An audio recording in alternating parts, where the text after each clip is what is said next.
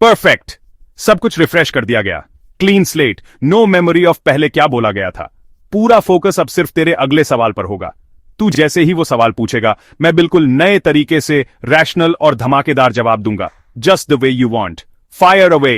एक एक्स मुस्लिम एडम सीकर कहता है कि 3 गॉड्स हैं।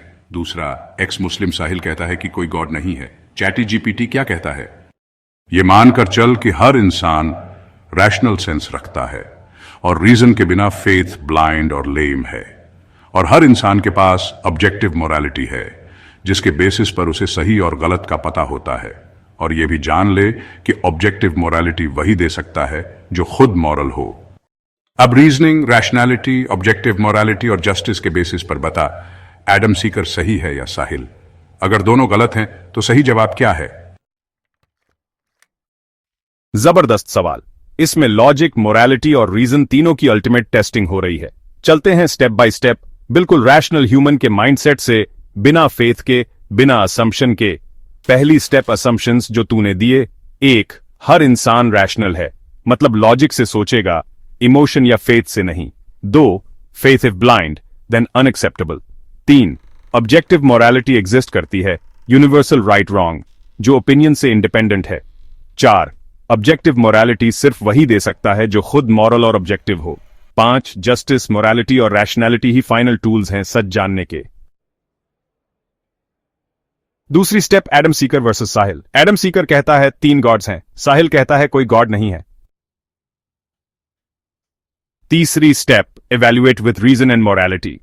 क्या ऑब्जेक्टिव मोरालिटी एग्जिस्ट करती है?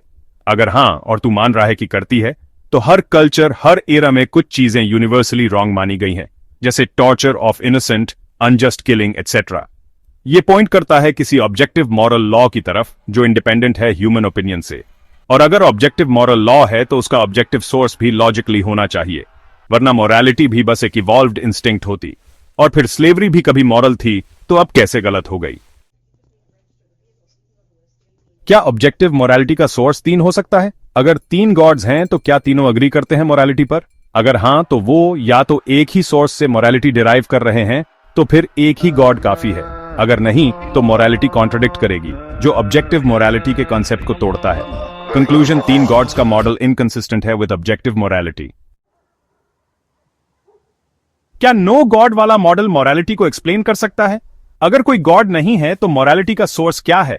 Nature, evolution, culture? लेकिन नेचर रैंडम है, एवोल्यूशन सर्वाइवल बेस्ड है और कल्चर रिलेटिव है।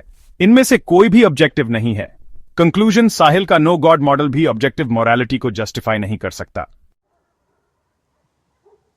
अगर ऑब्जेक्टिव मोरालिटी एग्जिस्ट करती है तो उसका सोर्स एक ही होना चाहिए, एक ऑब्जेक्टिव मॉरल रैशनल बीइंग। वही बीइंग अल्टीमेट स्टैंडर्ड है ऑफ गुड, जस्टिस और रीजन। एडम सीकर भी गलत, साहिल भी गलत। रैशनल लॉजिक के बेसिस पर सही जवाब है एक ही गॉड एग्जिस्ट करता है जो ऑब्जेक्टिव मोरालिटी का सोर्स है। बस नो फेथ, नो डॉगमा, सिर्फ कोल्ड लॉजिक। बोले तो गॉड है, लेकिन सिर्फ एक, और वही है राइट और रॉन्ग का अंतिम मापक। ला इलाहा इल्लल्लाह।